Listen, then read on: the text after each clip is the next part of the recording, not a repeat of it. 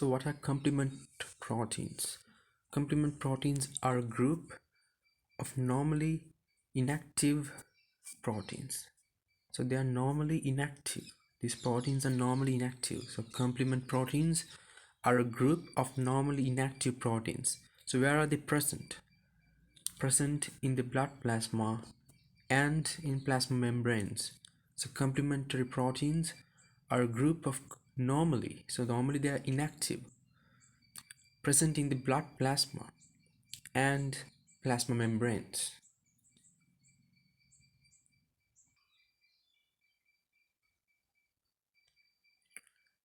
An antigen is a substance that has the ability to stimulate an immune response.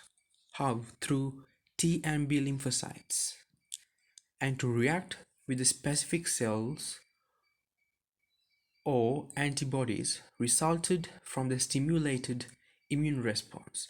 So an antigen is a substance that has the ability to stimulate. It can stimulate an immune response. How? Through T and B lymphocytes.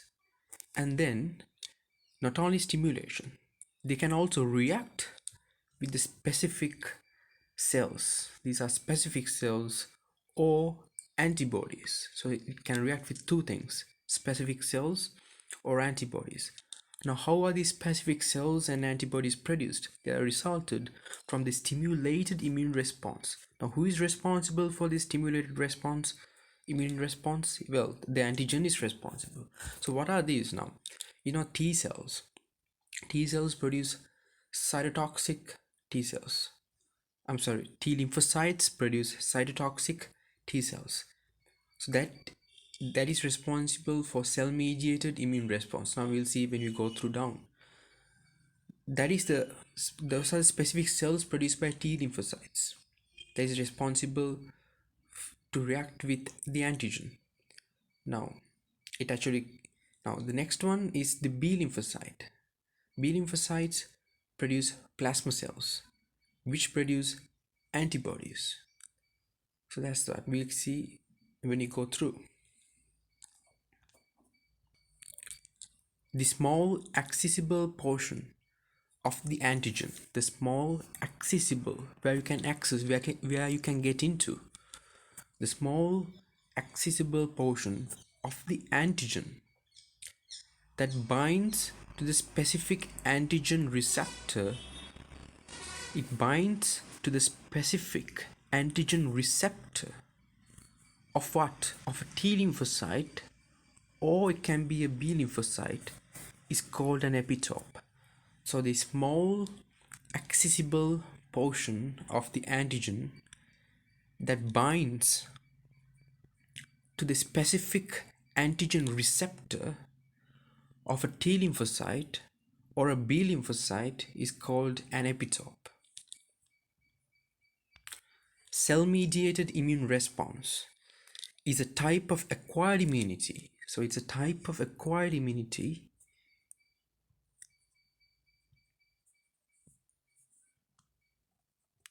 in which specifically sensitized. So you are considering specifically sensitized T lymphocytes now. Now, how were these T lymphocytes specifically sensitized? By specific antigens, right? So we saw in the previous definition. So cell-mediated immune response is a type of acquired immunity in which specifically sensitized, right, specific to that antigen, specifically sensitized T lymphocytes attached to the antigen. Now these are attached to the antigen. See, cell-mediated immune response is a type of acquired immunity in which specifically sensitized T lymphocytes already attached to that antigen undergo. What do they undergo? They undergo proliferation, and eventually what do? Eventually they differentiate, change into cytotoxic T cells. So cell-mediated immune response is a type of acquired immunity in which specifically sensitized T lymphocytes attached to that antigen undergoes proliferation. It increases its number and eventually differentiates, changes into cytotoxic T cells which eventually react with the antigen.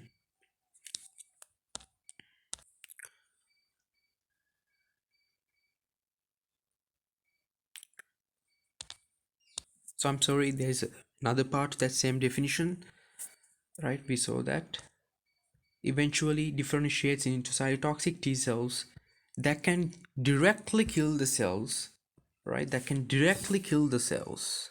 It can directly kill the cells. That's the main point. It can directly kill the cells with what? With the invading antigens. So they have their invading antigens with them, and taking them, what do? They can directly kill the cells. Now there might be a confusion as to what these cytotoxic T cells really kill. What do they kill? They kill the cancer cells, the cells that are infected, particularly with the viruses, or can be damaged with other ways. So that's what they kill. So we'll go through the definition again.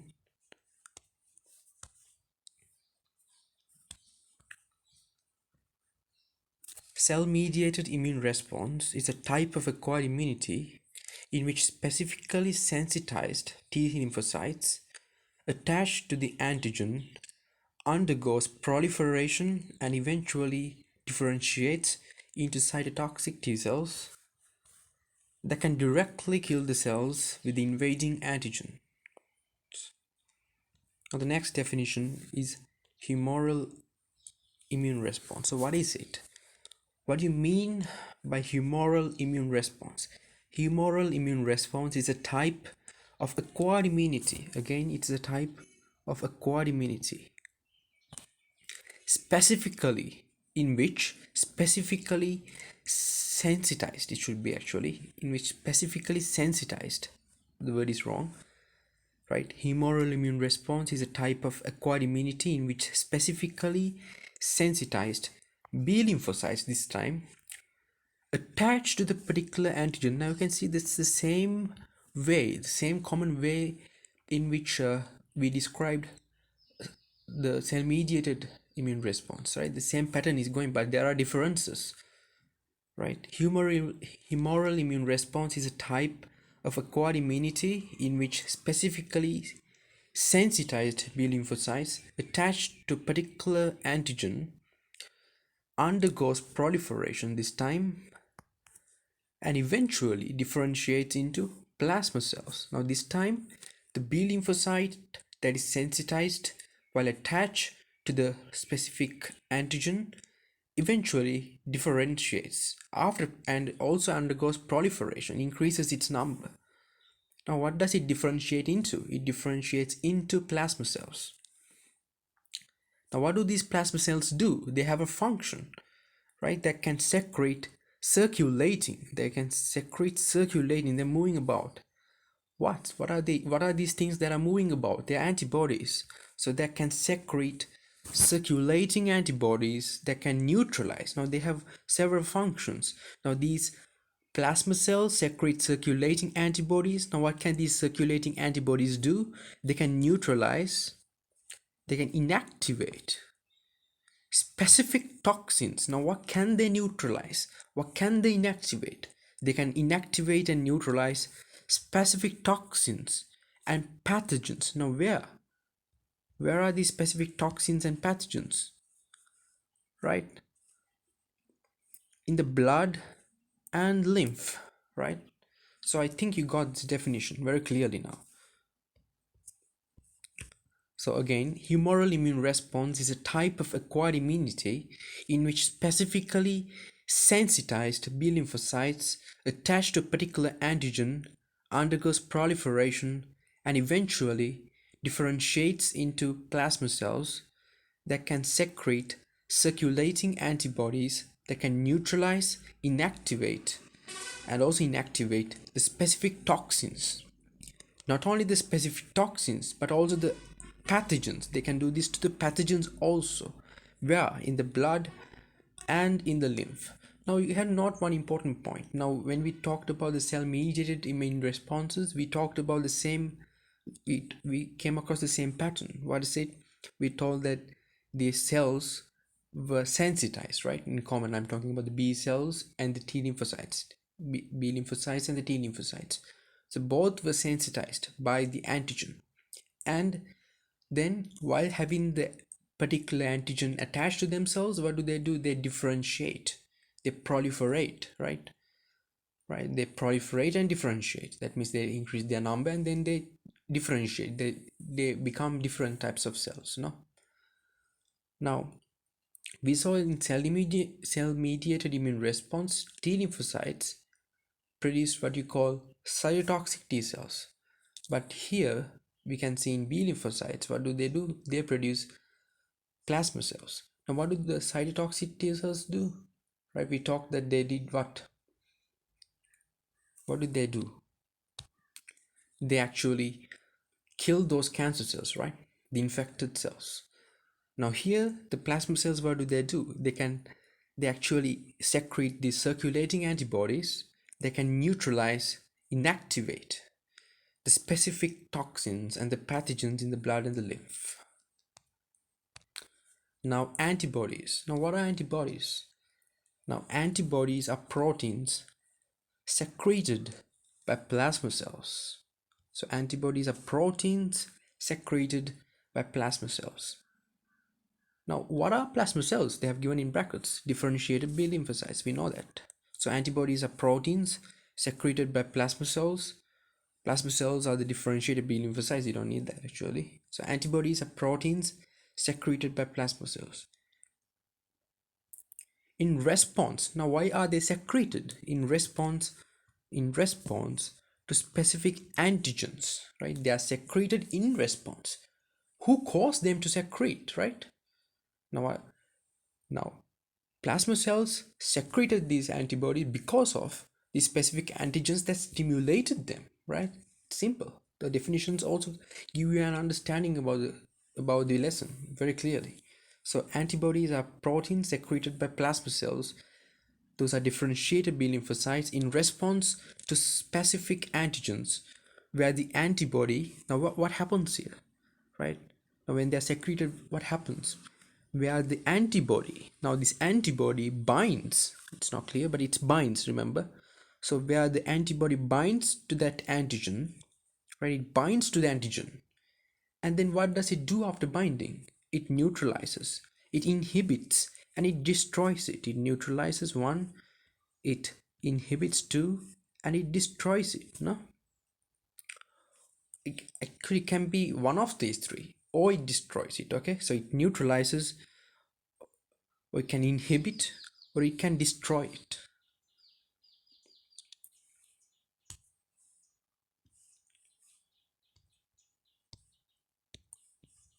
So active immunity. What do you mean by active immunity? Active immunity is a long lasting immunity. Is a long lasting immunity. So active. It's active for a long time. So active immunity is a long lasting immunity. Now, how is it coming across? How do you come across this thing? Active immunity is a long lasting immunity mediated. Now, who is in control of this? Who is mediated by the action of B lymphocytes? Not only B lymphocytes, but also T lymphocytes. Now, not just B lymphocytes or T lymphocytes, but the B lymphocytes and the T lymphocytes specific for a pathogen.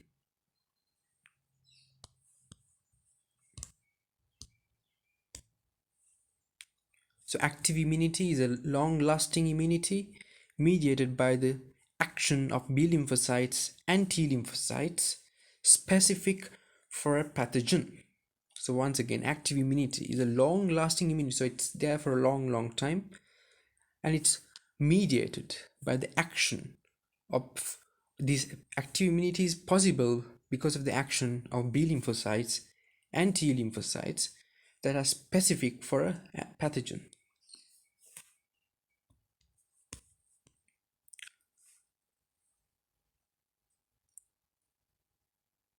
So what do you mean by artificially acquired active immunity? What do you mean by artificially acquired active immunity? Long-lasting immunity It's a long-lasting immunity again, because it's active, right? Long-lasting immunity induced artificially. So you see the question, artificially acquired immunity. What do you mean by artificially acquired immunity? So from the very words in the question, you can try to coin an answer. So long-lasting immunity induced artificially in the body, right? It's induced artificially in the body. Against whom? Against various infections or infectious diseases through vaccination. Now you come across this through vaccination, we can call immunization of attenuated, that means virulence reduced pathogens, right? Once again, long lasting immunity induced artificially in the body. It doesn't occur naturally, you have to do it, right? Artificially. Against what? What do you do this for? For various infectious diseases. How do you do it? Through vaccination, right? Now we are all used to that. Vaccination. Of what? What do you vaccinate? What do you inject into your body for this response? You do vaccinate attenuated. That means virulence reduced. So the degree of virulence. So what is virulence? I hope you can remember that. Now this definition of virulence actually comes from microbiology. So virulence is actually the degree of pathogenicity of the pathogen. How strong is the pathogen?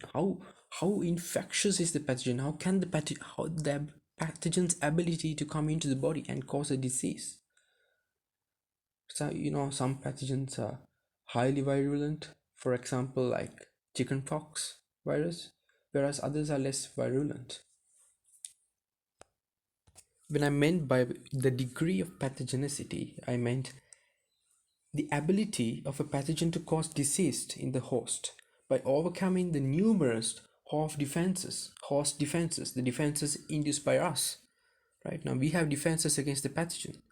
So the degree of pathogenicity means the ability, the level of ability of the pathogen. How strong is the pathogen to cause disease in the body by overcoming the defense responses of a host? So that degree of pathogenicity, that extent, that amount, that highness, you can say, is the virulence. How high is it?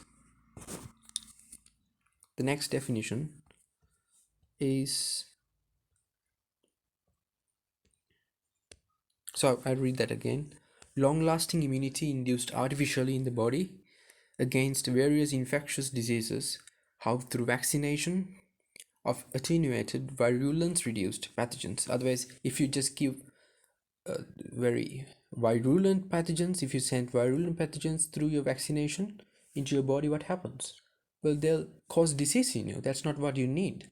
What you need is just a drama. What you need is those pathogens, the weak pathogens, the virulence reduced pathogens to act on behalf of their real nature. That means you want them to act in your body so that our T lymphocytes and our B lymphocytes, our active immunity, can recognize these things and make memory cells of them and attack them next time when they come. Simply that's it.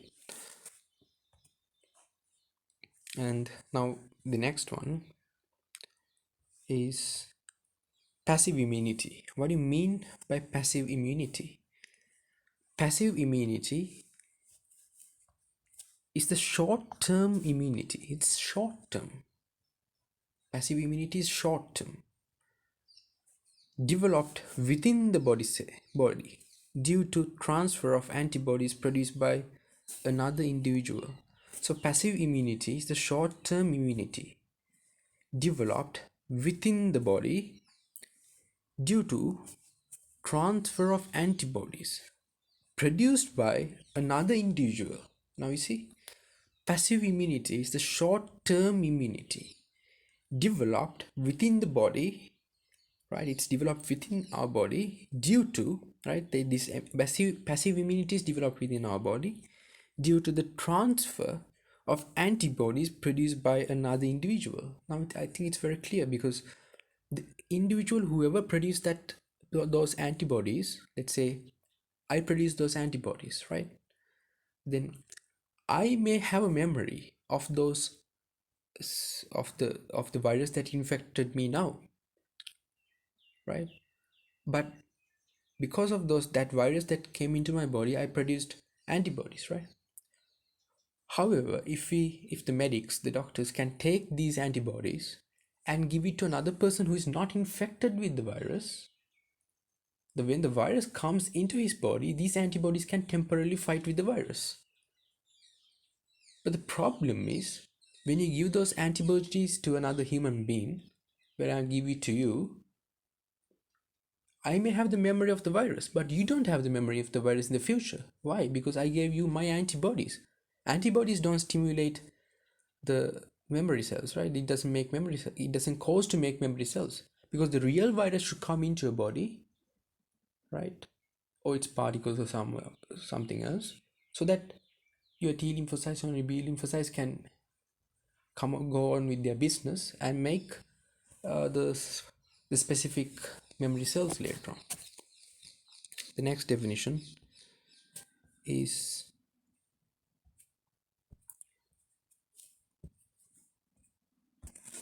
naturally acquired passive immunity. What do you mean by naturally acquired passive immunity? Naturally acquired passive immunity is the short-term immunity, again, short-term antibody mediated immunity, not just immunity. Naturally acquired passive immunity, you can see the word naturally there. It's naturally acquired. I get it, naturally. We'll see. Naturally acquired passive immunity is the short-term immunity, antibody mediated immunity. Once again, not just immunity, but antibody mediated immunity. So this immunity is mediated by antibodies. For some infectious diseases that can be developed within the body of the fetus or the nursing infant due to the transfer of antibodies to the fetal blood from the mother's blood across the placenta. That's why you call it natural, right? You see, you don't just give it from a tube from outside, it just comes from your mom, right? So naturally acquired immunity is the short-term immunity, but this doesn't last for a long time, right? We have to ask the fetus to do its job after some time, but the mother has to save the fetus. It's just newly born, right? It's new to this environment. So the naturally acquired immunity, passive immunity, is the short-term antibody-mediated immunity for some infectious diseases that can be developed within the body of whom the fetus or the nursing infant due to the transfer of antibodies. Now this happens due to the transfer of antibodies to the fetal blood. How? From the mother's blood.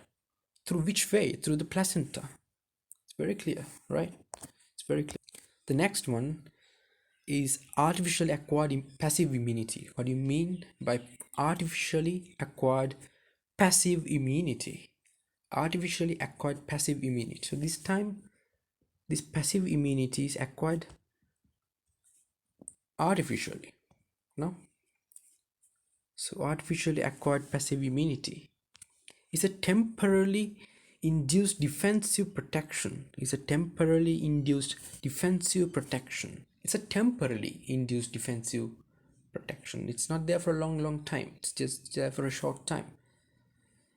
Achieved by the transfer of antibodies. So it's achieved by what? By the transfer of antibodies artificially. How do you transfer these antibodies? Artificially to the blood of the recipient. Recipient is the person who receives. So artificially acquired passive immunity is a temporarily induced defensive protection achieved by the transfer of antibodies. How is this transfer of antibodies achieved? Artificially, right? You transfer these antibodies artificially to the blood of the recipient from another source. So let's say I'm doing that. So artificially acquired passive immunity is a temporarily induced defensive protection.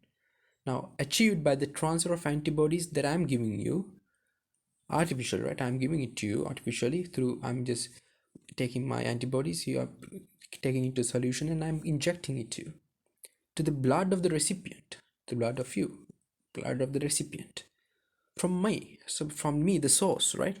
So artificially acquired passive immunity is a temporarily induced defensive protection achieved by the transfer of antibodies artificially to the blood of the recipient from another source.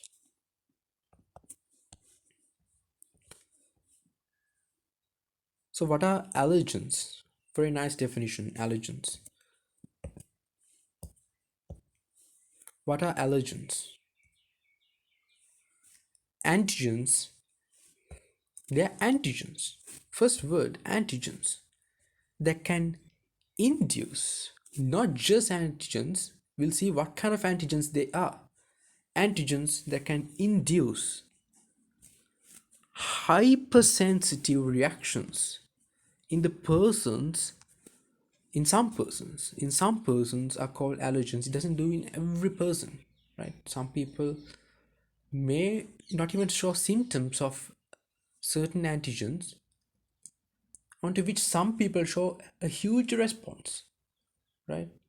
You may have noticed that in your friends too, because when you say some creature touched you or something, right, you say I did not feel, but that fell, or your friend says, oh my god, I'm about to die, right? So that kind of thing. So antigen that can induce hypersensitive, right? Hypersensitive, that is, you have an extreme physical sensitivity to a particular substance or antigen, you get easily hurt, right? Hypersensitive reactions, right? Extreme physical senses. So antigen that can induce hypersensitive reactions in some persons are called allergens. Now what are allergies then? Don't confuse allergies with allergens. Now exaggerated responses of the body to allergens are called allergies. So exaggerated responses of the body to antigens, which are allergens, we know that with these allergens, it's better to say allergens because we know about allergens already. So exaggerated responses of the body to allergens are called allergies. Very simple. Exaggerated, over response, right? It's too much. Exaggerated responses of the body to antigens, these antigens are allergens, are called allergies.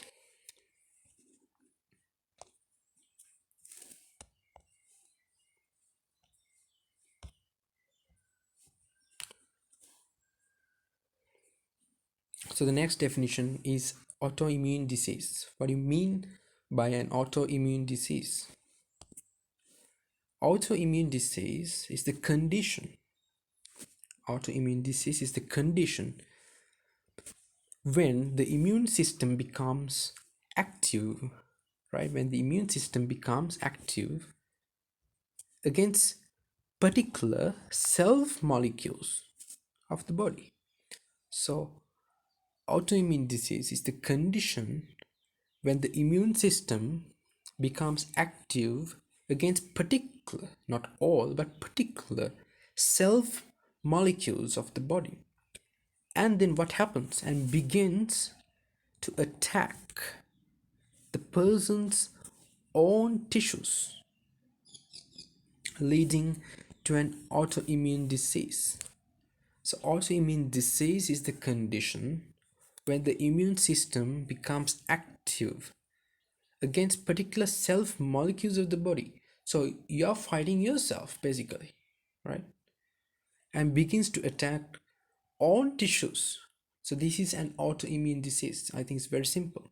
Autoimmune disease is the condition when the immune system, your own immune system, becomes active against particular self molecules of the body and begins to attack the person's own tissues.